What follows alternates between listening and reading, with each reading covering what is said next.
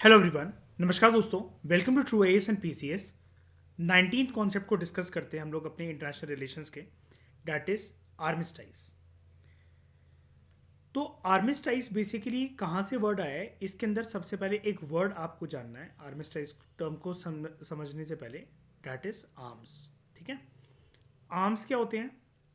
Armaments, या जिसको आप आर्म्स कहते हो शॉर्ट में, बेसिकली हथियार, तोप, गोला बारूद, किसी भी प्रकार का बॉम्ब या आर्टिलरीज, जो भी एक नेशन स्टेट दूसरे नेशन स्टेट के अगेंस्ट यूज कर रहे हो।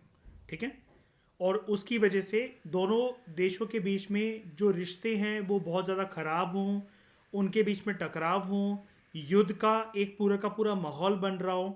ठीक है, तो आर्म्स जो हैं वो बेसिकली एक विनाश की तरफ संकेत करते हैं हमें with respect to nation states. ठीक है, अब आर्मिस्टाइज में होता क्या है, दोनों कंट्रीज मिलकर आपस में, जैसे हमने प्रीवियस लेक्चर के अंदर हमने पढ़ा था, आर्बिट्रेशन। आर्बिट्रेशन में क्या है कि लड़ाई को सॉल्व किसी थर्ड पार्टी के बीच में इंटरवेंशन करने के बाद करा जाता है। मतलब दो जो कन्फ्लिक्टिंग नेशन स्टेट्स थे आपस में अपने डिफरेंसेस को तब रिजॉल्व करते थे विद रिस्पेक्ट टू आर्बिट्रेशन। अगर हम बात करें, जब arbitrator as a third party बीच में आकर उनके मसलों को सुलझाए, बिठाकर उनसे बात करवाए। आर्मिस्टाइज में ना थर्ड पार्टी नहीं आती है। अगर आप पहले ये वाली लाइन देखो तो आपको ज़्यादा क्लियर होगा। आर्मिस्टाइज ना हमेशा बायलेटरल होता है। ठीक है, यहां पर थर्ड पार्टी नहीं आती और बायलेटरल होता है, और यूनिलेटरल भी नहीं होता। यूनिलेटरल का मतलब ये नहीं कि एक कंट्री जो है सिर्फ वो चाहती है कि हमारे बीच में युद्ध रुक जाए, सामने वाली कंट्री लेकिन उसको बरकरार रखना चाहती है। नहीं, फिर वो आर्मिस्टाइज नहीं कहलाएगा। आर्मिस्टाइज में दोनों कंट्रीज जो है उनके बीच में ये सलाह मशवरा समझौता होना चाहिए कि यार बहुत हो गया ये युद्ध, लेट्स एंड दिस युद्ध, मतलब let's end this situation, let's end this युद्ध, वॉर, किसी भी प्रकार की कन्फ्लिक्ट जो चल रही हैं जिसकी वजह से हमारे देशों में दोनों तरफ से और दोनों देशों के अंदर जान माल की हानि हो रही है, जान माल का नुकसान हो रहा है। तो बेसिकली आर्मिस्टाइज में क्या होता है, आर्मिस्टाइज के अंदर दोनों कंट्रीज एक प्रकार से पीस सेटलमेंट को अंजाम देते हैं, एक शांति व्यवस्था का एक समझौता जो है वो साइन करते हैं दोनों कन्फ्लिक्टिंग पार्टीज। यानी कि आप ऐसा मान लो इस इमेज के थ्रू कि heads of one nation state यहाँ पर आए हैं and these are heads of another nation state. ये है नेशन स्टेट ए, ये है नेशन स्टेट बी। ये आपस में अभी तक युद्ध लड़ रहे थे, लेकिन अब इनको ये लगा कि आगे युद्ध लड़ने का कोई फ़ायदा नहीं है, तो let's sign a peace treaty. तो दोनों आपस में एक दूसरे के साथ पीस ट्रीटी साइन कर रहे हैं, पीस सेटलमेंट का एक, मतलब पीस को लेकर एक सेटलमेंट कर रहे हैं, एक समझौता कर रहे हैं। ओके, अब देखो क्या है, आर्मिस्टाइज के अंदर जो पीस सेटलमेंट होता है वो अभी आया नहीं होता है। वो डिसाइड करते हैं दोनों नेशन स्टेट्स कि हाँ हम पीस सेटलमेंट को या पीस ट्रीटी को साइन करेंगे। क्यों करेंगे? क्योंकि एक दूसरे की तरफ जो हम बहुत समय से हो सकता है दोनों नेशन स्टेट जो हैं वो बॉम्ब से अटैक कर रहे हों, ठीक है, जिसकी वजह से जान माल की हानि हो रही हो। तो बेसिकली वो ये डिसाइड करते हैं कि लेट्स सेसेशन, मतलब सेसेशन करते हैं and let's end this, let's suspend this hostilities. मतलब हम अपने बीच में जो भी तनाव है, आपसी तनबन है, जो भी हम अटैक कर रहे हैं उसको एक बार के लिए रोक देते हैं। और इसको हम लोग वैसे आईआर की भाषा में कहते हैं दोस्तों सीज फायर। और जब ऐसा कोई एग्रीमेंट साइन होता है दो देशों के बीच में तो उसको हम कहते हैं सीज फायर एग्रीमेंट। जनरली ये जो सीज फायर एग्रीमेंट होते हैं बेसिकली ये संकेत करते हैं कि नेशन स्टेट ए भी अब आर्म्स को यूज़ करना रोक दे, अटैक करना रोक दे, और सिमिलरली नेशन बी भी यही रणनीति अपनाए कि वो भी जिस जगह पर जितना अटैक कर चुके हैं अब वो स्टॉप कर दे अपनी आर्म फोर्सेस को, कि अब एक दूसरे के ऊपर हम बिल्कुल भी कैसे भी करके अटैक नहीं करेंगे। अब आपके मन में ये सवाल आया होगा कि सर अगर ऐसा कोई एग्रीमेंट जिसको हम आर्मिस्टाइज कह रहे हैं कि जिससे कंट्रीज जो हैं वो अपने आर्म्स को गिव अप कर रहे हैं, किसी भी वॉर की सिचुएशन में या किसी भी कन्फ्लिक्टिंग सिचुएशन के अंदर, तो इससे तो फ्यूचर में फिर युद्ध होगा नहीं उन दोनों के बीच में। देखो, ऐसी कोई गारंटी नहीं है, क्योंकि आप जानते हो कि अगर कोई भी कन्फ्लिक्ट जो चल रहा है उसको लेकर इन्होंने पीस ट्रीटी साइन कर ली, लेकिन दोस्तों अगर वो कन्फ्लिक्टिंग सिचुएशन जो है, अगर दोबारा से रीएक्टिवेट हो गई, तो दोबारा ये जो दोनों नेशन स्टेट्स है ना, आपस में एक दूसरे से लड़ने लग जाएंगे, आपस में एक दूसरे से भिड़ने लग जाएंगे। तो इसकी वजह से क्या होता है, जो एक युद्ध का तनाव, एक युद्ध का जो माहौल बन रखा होता है ना स्टेट ऑफ वॉर के, दोनों ये जो नेशन स्टेट्स हैं स्टेट ऑफ वॉर को अभी पीस सेटलमेंट कर कर सस्पेंड कर रहे थे, रोक रहे थे, तो वो तो हो गया आर्मिस्टाइज। लेकिन ये स्टेट ऑफ वॉर क्या टर्मिनेट हो ही जाएगा? तो ऐसा देखो दोस्तों, राइटर भी हमें बताने के ज़रूरी नहीं है, क्योंकि वो कन्फ्लिक्टिंग सिचुएशन जो है वो दोबारा से किसी ना किसी हालातों के चलते री इमर्ज हो सकती है। जैसे आपको याद होगा, अभी एक दो लेक्चर पहले मैंने आपको म्यूनिक सेटलमेंट के बारे में बताया था ना, हिटलर के साथ वो साइन करा गया था और इटली के साथ साइन करा गया था, लेकिन उसके बावजूद भी क्या दूसरे विश्व युद्ध को होने से कोई रोक सका क्या? नहीं ना। तो एक प्रकार से आर्मिस्टाइज का एग्रीमेंट तो वो भी था, है ना, लेकिन फिर भी सेकेंड विश्व युद्ध हुआ क्योंकि एक्सेस पावर और एलिट पावर्स के दोबारा डिफरेंसेस री इमर्ज हो गए थे। तो इससे स्टेट ऑफ वॉर टर्मिनेट तो नहीं होता, ठीक है, लीगल तरीके से टर्मिनेट नहीं होता कि आप ये सोचो कि आर्मिस्टाइज का कोई एग्रीमेंट साइन हो गया है तो दोनों नेशन स्टेट जो है वो मानी जाएंगे। हो सकता है कोई नेशन स्टेट चालाकी भी करे, ठीक है, सामने वाला जो नेशन स्टेट बी है वो सोचकर बैठ गया कि ए के साथ अब तो हमारा समझौता हो गया, अब ये तो हम पे कुछ करेगा नहीं, लेकिन ए जो है वो इस आर्मिस्टाइज को साइन करने के बावजूद भी, पीस सेटलमेंट जो है उसको स्टैब्लिश करने के बावजूद भी बी पर बिना किसी वार्निंग के अटैक करते। लेकिन फिर भी ऐसा माना जाता है कि आर्मिस्टाइज फिर भी एक अच्छा इंस्ट्रूमेंट है, बिकॉज ये एक तरीके से युद्ध को रोकने के लिए एटलीस्ट उस डायरेक्शन में कि युद्ध रुके एक कदम तो रखता ही रखता है आर्मिस्टाइज का एग्रीमेंट या आर्मिस्टाइज का पीस सेटलमेंट ट्रीटी।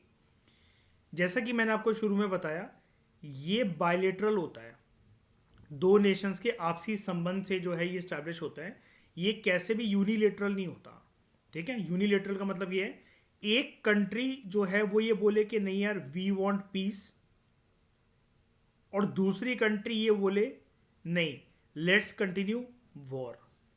जब दोनों के दोनों बी कंट्री अपनी पोजीशन को चेंज करके वॉर से पीस की तरफ जाए, तब ये बनेगा एक तरीके से बायलेटरल एफर्ट, बायलेटरल कंसेप्ट आर्मिस्टाइज। अब देखो दोस्तों, इंटरनेशनल रिलेशंस के कंटेक्स्ट में ना आप एक टर्म और सुनोगे जिसको लेकर आपको कंफ्यूजन किसी ना किसी प्रकार की हो सकती है, उसको भी मैं दूर कर देता हूँ। एक टर्म होती है आर्मिस्टाइज, तो काफ़ी लोग इसको ना कंफ्यूज कर लेते हैं विद द टर्म ट्रूस, ठीक है। अब ट्रूस के अंदर क्या होता है? ट्रूस ना बेसिकली आप ऐसा मान लो कि ये जो बड़ा गोला है ना, ये एक मैंने सर्कल बनाया है शांति व्यवस्था का, पीस का। तो ये जो बड़ा सर्कल है ये है आर्मिस्टाइज का, और इसके अंदर एक छोटा सा सर्कल है, ये है ट्रूस। कहने का मतलब ये है with respect to peace settlement amongst international actors amongst nation states, जब हम आईआर के कंटेक्स्ट में बात करते हैं तो हमेशा दोस्तों आप एक चीज़ याद रखना कि आर्मिस्टाइज जो है वो कंसेप्ट बड़ा है as compared to the concept of truce. तो सबसे पहले हमें समझना पड़ेगा कि ट्रूस है क्या, ठीक है, और ये आर्मिस्टाइज से अलग कैसे है, ताकि हमें फ्यूचर में कोई भी कंफ्यूजन ना हो। ट्रूस बेसिकली ना दोस्तों एक टेम्पररी, सबसे इंपॉर्टेंट कीवर्ड इसका यही है, ये एक टेम्पररी और स्पेसिफिक डिक्लेरेशन होती है। जैसे आर्मिस्टाइज के अंदर दोनों नेशन स्टेट्स ने एग्री करा कि late sign cease fire agreement और वॉर को हम जो है परमानेंटली रोक देते हैं, और वो वॉर फिर कहीं पर भी नहीं होगा, यानी कि अगर ये एक कंट्री है, मान लो ये एक एरिया है, तो ये जो आर्मिस्टाइज होता है ना, ये आपको प्रोटेक्शन देता है। यानी कि कंट्री ए ने कंट्री बी से कंट्री ए ने कंट्री बी से ये वादा कर रखा है कि तुम बिल्कुल चिंतित ना रहो, 100% एरिया तुम्हारा सिक्योर है। और बी भी ए को यही आश्वासन देता है कि तुम भी चिंतित ना रहो, तुम्हारा भी 100% एरिया जो सिक्योर है। हम तुम पर कैसे भी करके ऐसा अटैक नहीं करेंगे कि जिससे तुम्हारा कोई भी रीजन, कि यहाँ पर आपका एक छोटा सा रीजन है, यहाँ पर एक रीजन है, यहाँ पर एक रीजन है, ऐसे बी के पास यहाँ पर कुछ टेरिटरीज हैं, कुछ स्टेट्स हैं, या फिर कोई भी एक डोमेन है, तो वहाँ पर वो ए अटैक कर दे उसके ऊपर, कि ए ये कह रहा है कि हम आपकी पूरी टेरिटरी पे अटैक नहीं कर रहे हैं, लेकिन सिर्फ इस पर अटैक कर दिया। नहीं, आर्मिस्टाइज के अंदर आपको जो प्रोटेक्शन मिलती है, यानी कि सामने वाली कंट्री से जो आश्वासन मिलता है, वो हमेशा दोस्तों याद रखना, वो 100% रीजन के लिए आपको मिलता है। ऐसा नहीं होता कि थोड़े से रीजन के लिए मिले, या फिर किसी पार्ट जो है वो आपका सेफ रहे, लेकिन बाकी सारी जो कंट्री है आपकी वो असुरक्षित रहे। अब आप कहोगे सर कोई भी जो एग्रीमेंट साइन होगा वो 100% ही तो साइन होगा ना। जब हम किसी को आश्वासन दे रहे हैं उसके देश में शांति व्यवस्था के लिए, किसी भी पीस सेटलमेंट के लिए, तो वो तो 100% ही लागू होगा। नहीं दोस्तों, ऐसा हमेशा नहीं होता है। ट्रूस में ये वाली चीज़ लागू नहीं होती है। ट्रूस एक टेम्पररी और स्पेसिफिक डिक्लेरेशन होती है। जो भी देश आपस में लड़ रहे होते हैं, एग्रेसिव पावर्स, जिनको हम बेलिजरेंट कहते हैं आईआर की भाषा में। बेलिजरेंट दोस्तों वो पावर्स होती हैं, वो नेशन स्टेट्स होते हैं, यह कोई पर्सन भी हो सकता है, आर्मी को भी आप कह सकते हो, जो कि बहुत ही ज़्यादा एग्रेसिव रवैये के साथ जो है वो लड़ती हैं अपने दुश्मनों के साथ। ठीक है, तो यहाँ पर जो है हाईएस्ट अथॉरिटीज से, हाईएस्ट अथॉरिटीज मतलब कौन, जो सरकार में बैठे हुए लोग हैं, उससे या तो कंफर्मेशन आपके पास होती है या तो कंफर्मेशन नहीं भी होती है, लेकिन एक स्पेसिफिक डिक्लेरेशन ज़रूर होती है। ठीक है, किस चीज़ की स्पेसिफिक डिक्लेरेशन होती है कि आप जो है, यहाँ पर कंट्रीज एक दूसरे को ये आश्वासन देती हैं, ध्यान से समझना, कि हम सिर्फ आपके इतने हिस्से को सिक्योर कर सकते हैं, हम यहाँ पर अटैक नहीं करेंगे अगर आप हमसे कह रहे हो। और बी ये बोलता है ए को कि हम आपके इतने रीजन में अटैक नहीं करेंगे। ठीक है, पूरी की पूरी कंट्री ट्रूस में सेफ नहीं रहती है, लेकिन आर्मिस्टाइज में 100% आपको इंश्योरेंस मिल जाता है कि सामने वाली कंट्री ने अगर हमसे बोला है तो ना वो हम पर और ना हम उन पर अटैक करेंगे किसी भी रीजन में। लेकिन ट्रूस में क्या होता है, ये टेम्पररी होती है एक तो सेटलमेंट, कि टेम्पररी मतलब हम देखेंगे, हम सोचेंगे, अगर तुमने हम पे अटैक नहीं करा तो हम भी नहीं करेंगे। और टेम्पररी होने के अलावा ये स्पेसिफिक होती है कि यहाँ पर नेशन स्टेट बोल देती हैं एक दूसरे को कि देखो तुम्हारी कंट्री का सिर्फ ये वाला जो इलाका है ना, सिर्फ ये सेफ है अटैक से, हम इसके लिए तुम्हें आश्वासन दे सकते हैं कि हम दोनों एक दूसरे की टेरिटरी पर, ये सेंसिटिव इलाके हैं, यहाँ पर हो सकता है कि टाउन्स हों, ठीक है, इम्पॉर्टेंट सिटीज़ हों, यहाँ पर इम्पॉर्टेंट इंडस्ट्रीज़ हों यहाँ पर, ठीक है, या फिर यहाँ पर इम्पॉर्टेंट सिविलियन फैसिलिटीज़ जो हैं वो हो यहाँ पर। तो नेशन स्टेट्स एक दूसरे को आश्वासन ये देती है कि इतने एरिया में अटैक नहीं करेंगे, लेकिन पूरी कंट्री आपकी 100% आप ये सोचो कि सेफ है। तो ये चीज़ दोस्तों मैं फिर से रिपीट कर रहा हूँ, ट्रूस में नहीं होता है, लेकिन 100% सेफ्टी की जो गारंटी होती है वो आपको आर्मिस्टाइज में ज़रूर मिल जाती है। ठीक है, अब अगर आर्मिस्टाइज का मैं आपको कुछ एग्जाम्पल बताऊं प्रॉपर तरीके से, जिसको आप रिलेट भी कर सको और एग्जाम में लिख भी सको, तो वो है दोस्तों, जब भारत और पाकिस्तान का पहली बार युद्ध हुआ था, भारत जस्ट आज़ादी हुआ था और पाकिस्तान भी आज़ाद हुआ था हमसे एक दिन पहले, तो 1947 से लेकर 48 तक जो युद्ध चलता है, फर्स्ट इंडो पाक वॉर, तब दोनों के बीच में, दोनों देशों के बीच में एक एग्रीमेंट साइन हुआ था जिसको हम कहते हैं कराची एग्रीमेंट। और कराची एग्रीमेंट जो आया था साल 1949 में आया था, जुलाई के महीने के अंदर। तो इस एग्रीमेंट के तहत ये एक प्रकार से सीज फायर एग्रीमेंट था, और क्योंकि दोनों देशों ने ये डिसाइड करा था कि हम एक दूसरे के ऊपर अटैक नहीं करेंगे, तो आप इस सीज फायर को और दोनों देशों के एक दूसरे के प्रति अटैक करने को अपने आप से रोकने के लिए आप इसको आर्मिस्टाइज ट्रीटी भी कह सकते हो। ठीक है, तो यहाँ पर क्या हुआ था, मसला था, जो पहला इंडो पाक वॉर हुआ था, जो मसला था, जो रीजन था वो था जम्मू एंड कश्मीर। तो यहाँ पर जम्मू एंड कश्मीर में बेसिकली दोनों देशों ने मिलकर बाउंड्री जो है वो डिसाइड करी थी, जिसको आप आज के समय में जानते हो एज POK, ठीक है। And what is POK? Pakistan occupied Kashmir, ठीक है, पाकिस्तान ऑक्यूपाइड कश्मीर। तो ये जो लाइन थी दोनों देशों के बीच में, ठीक है, इंडिया और पाकिस्तान के बीच में विद रिस्पेक्ट टू POK, और पाकिस्तान के पास कुछ एरिया था चला गया था, और बाकी जो है रीजन जो है कश्मीर वाला वो हमारे पास है आज भी। तो ये जो है ये कराची एग्रीमेंट दोनों देशों के बीच में साइन हुआ था, उसके तहत जो है आज जो टेरिटरीज जिसके बाद जैसी हैं वो वैसी हैं। तो ये जो था युद्ध जो चल रहा था, उस युद्ध को रोकने के लिए जो सीज फायर एग्रीमेंट आया, तो वो सीज फायर एग्रीमेंट एक प्रकार से आप उसको आर्मिस्टाइज का नाम दे सकते हो, ठीक है। ईशा, निर्वैर समझ में आया? कोई दिक्कत, कोई डाउट? ठीक है। तो दोस्तों टेलीग्राम का जो लिंक है वो आपको डिस्क्रिप्शन बॉक्स में मिलेगा, आप वहाँ से जाकर या चैनल के अबाउट सेक्शन से जाकर ज्वाइन कर सकते हो।